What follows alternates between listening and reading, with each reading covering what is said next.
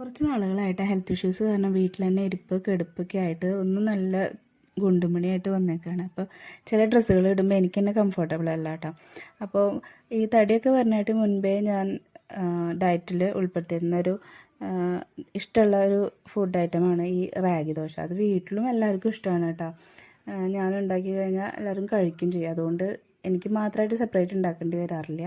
അപ്പോൾ എല്ലാവരും കഴിക്കും. ഞങ്ങൾ മിക്കതും ഈ അരിയുടെ ഭക്ഷണങ്ങൾ രാവിലെ ബ്രേക്ക്ഫാസ്റ്റിന് ഉണ്ടാക്കാറില്ല.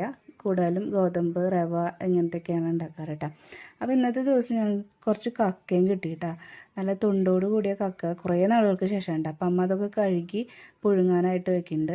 അപ്പോൾ പുറത്ത് ഞങ്ങളൊരു അടുപ്പ് ഉണ്ടാക്കിയിട്ടുണ്ട്. അപ്പോൾ അവിടെ വെച്ചിട്ടാണ് പുഴുങ്ങുക കേട്ടോ. അപ്പോൾ അമ്മയും മോനും കൂടി നിന്ന് അത് പുഴുങ്ങുന്നുണ്ട്. അപ്പോൾ ആ നേരം കൊണ്ട് ഞാൻ അടുക്കളയിലേക്കുള്ള കുറച്ച് കാര്യങ്ങൾ നോക്കാനുണ്ട്. ഞങ്ങളുടെ വീടിൻ്റെ ഒരു സൈഡിൽ തന്നെ വേപ്പും അതേപോലെ മാവും 2 തരം മാവും അയിനി അങ്ങനെ കുറച്ച് മരങ്ങളും ചെടികളൊക്കെ വെച്ച് പിടിപ്പിച്ചിട്ടുണ്ട്.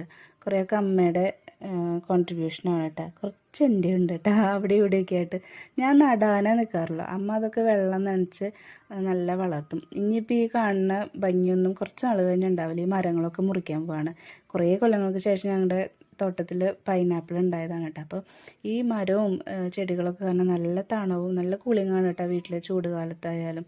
അടുക്കളയിലത്തെ എല്ലാ ഒരുവിധം പണികളും കഴിഞ്ഞപ്പോൾ ഒരു വപ്പക്കായ ഉണ്ട് കേട്ടോ ആ വീട്ടിൽ. കുറച്ച് നാളായി ഞാനിങ്ങനെ മാറ്റി വെച്ചേക്കുന്നത്. നല്ല പച്ച വപ്പക്കായ അടുത്ത വീട്ടിൽ നിന്ന് കിട്ടിയതാണ് കേട്ടോ. അത് നിലത്ത് വീഴാണ്ട് കിട്ടിയതാണ് കേട്ടോ. അപ്പോൾ കേടൊന്നും ഇല്ലാണ്ട് നല്ല രീതിയിൽ നല്ല പഴുത്ത് വന്നിട്ടുണ്ട്. അപ്പോൾ ഞാൻ ഒരു ശബദം എടുത്തിരുന്നു. അത് ഉപ്പേരി വയ്ക്കാനോ അതോ അതിന് മുൻപോ കഴിക്കില്ല, നന്നായി പഴുത്തിട്ടുണ്ട് ഞാൻ കഴിക്കില്ല എന്ന് വിചാരിച്ചിട്ട് ഇങ്ങനെ കാത്തു സൂക്ഷിച്ച് കൊണ്ടുവന്നിട്ടുണ്ടായിരുന്നു. അതേപോലെ തന്നെ എനിക്ക് കിട്ടിയിട്ടാ. അപ്പോൾ എനിക്കിങ്ങനെ സ്കൂപ്പ് ചെയ്തിട്ട് എടുത്ത് കഴിക്കാനാണ് ഇഷ്ടം. ചില ആൾക്കാർക്ക് ഇങ്ങനെ കറുമുറും എന്ന് പറഞ്ഞ പോലെ ആ രീതിയിൽ കഴിക്കാനാണ് ഇഷ്ടം കേട്ടോ. പക്ഷേ എനിക്കിങ്ങനെ കഴിക്കാനാണ്. അപ്പോൾ ഞാനിങ്ങനെ പറയണ കേട്ടിട്ട് മോനും അതുപോലെ വന്നിട്ട് സ്പൂൺ കൊണ്ട് കോരി കഴിച്ചു കേട്ടോ. അങ്ങനെ ഒരുവിധം ഞാൻ കാരി എടുത്ത് കഴിച്ച് എൻ്റെ തൊണ്ട് മാത്രം ആക്കിയിട്ടുണ്ട് കേട്ടോ. പിന്നെ അതിൽ നിന്ന് കുറച്ച് ഞാൻ മാറ്റി വെച്ചിട്ടുണ്ടായിരുന്നു കുറച്ച് പീസുകൾ. മറ്റേ പീസ് അമ്മയ്ക്ക് കഴിക്കാമെന്ന് വെച്ചിട്ട് മാറ്റി വെച്ചു കേട്ടോ.